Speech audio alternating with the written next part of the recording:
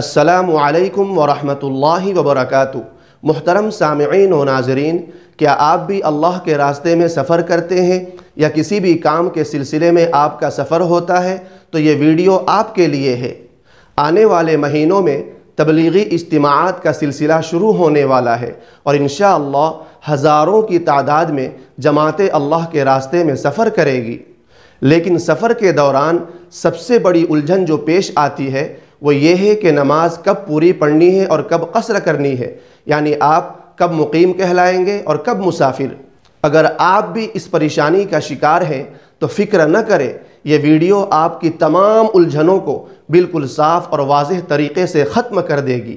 اس video کو آخر تک دیکھنے کے بعد چاہے آپ جماعت میں ہوں یا کسی بھی غرض سے سفر کر رہے ہوں، آپ کو مقیم اور مسافر کے تمام اہم مسائل ازبر ہو جائیں گے انشاءاللہ۔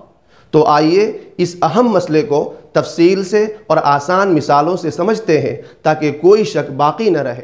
سب سے پہلے سمجھ لیجئے کہ سفر شرعی کیا ہے۔ سفر شرعی وہ سفر ہے جو 78 کلومیٹر یا اس سے زیادہ کا ہو تو یہ سفر شرعی کہلائے گا۔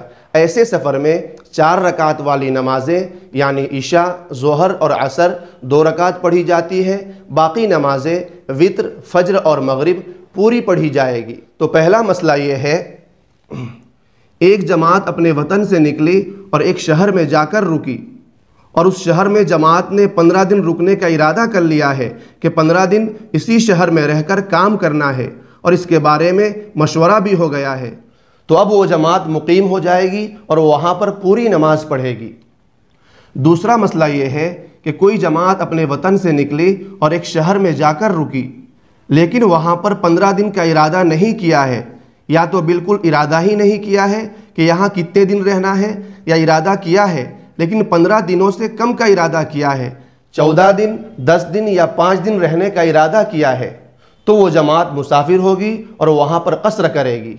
تیسرا مسئلہ تھوڑا سا پیچیدہ ہے لیکن اسے غور سے سمجھے۔ اگر کوئی جماعت اپنے وطن سے نکلی اور ایک شہر میں جا کر رکی اور جماعت نے وہاں 15 دن رہنے کا ارادہ بھی کر لیا ہے تو اس وجہ سے وہ مقیم ہو گئی۔ اب 15 دنوں کے بعد وہ جماعت شہر سے نکل کر اطراف میں کام کرنے لگی، جو اطراف کی بستیاں ہیں وہاں کام کرنے لگی۔ تو اب یہ دیکھیں گے کہ آخر میں یہ جماعت جب واپس ہوگی تو وہ اسی شہر سے واپس ہوگی یا کسی دوسرے شہر سے واپس ہوگی۔ سمجھو کہ وہ جماعت اطراف میں کام کر کے اسی شہر میں واپس آنے والی ہے، یا تو واپسی کے لیے یا پھر سے کام کرنے کے لیے۔ تو جب تک وہ اطراف میں رہے گی وہ مقیم رہے گی۔ چوتھا مسئلہ بھی اس سے ملتا جلتا ہے۔ کوئی جماعت اپنے وطن سے نکلی اور ایک شہر میں 15 دن ٹھہری تو وہ مقیم ہو گئی۔ اب وہ مقیم جماعت 15 دنوں کے بعد بستیوں میں کام کرنے لگے گی، لیکن بستیوں میں کام کرنے کے بعد ان کو واپس اسی شہر میں واپس نہیں آنا ہے بلکہ دوسرے شہر سے ہو کر واپس لوٹنا ہے۔ تو جب یہ جماعت شہر سے نکلے گی اور دوسرے شہر اور بستیوں میں کام کرنے لگے گی تو پھر یہ جماعت مسافر ہو جائے گی۔ تو امید کرتا ہوں کہ مقیم اور مسافر کے مسائل آپ کے لیے بالکل صاف ہو چکے ہوں گے۔ اب جہاں جہاں بھی جماعت کے ساتھی مسافر ہوتے ہیں وہ وہاں پر 4 رکعت والی نماز میں امامت نہ کروائے تو بہتر ہے، اس لیے کہ اس میں کئی مسائل کھڑے ہوتے ہیں۔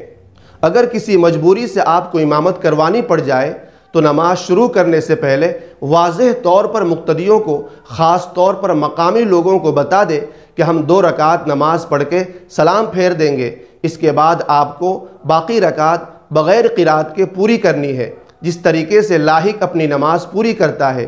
اگر کسی مسافر امام نے بھول سے 4 رکعت پڑھا دی اور سجدہ سہو بھی کر لیا تو صرف امام اور مسافر ساتھیوں کی نماز ہوگی، مقامی مقیم مقتدیوں کی نماز نہیں ہوگی۔ یہ ایک بہت سنگین مسئلہ ہے، لہذا مسافر ہونے کی صورت میں امامت سے پرہیز کرے یا واضح اعلان ضرور کرے۔ لہذا سفر میں ان باتوں کا مکمل خیال رکھے تاکہ آپ کی عبادت صحیح طریقے سے ادا ہو سکے۔ اللہ رب العزت ہمیں نماز کے مسائل کو اچھے سے سیکھنے، سمجھنے اور اس پر عمل کرنے کی توفیق عطا فرمائے، آمین۔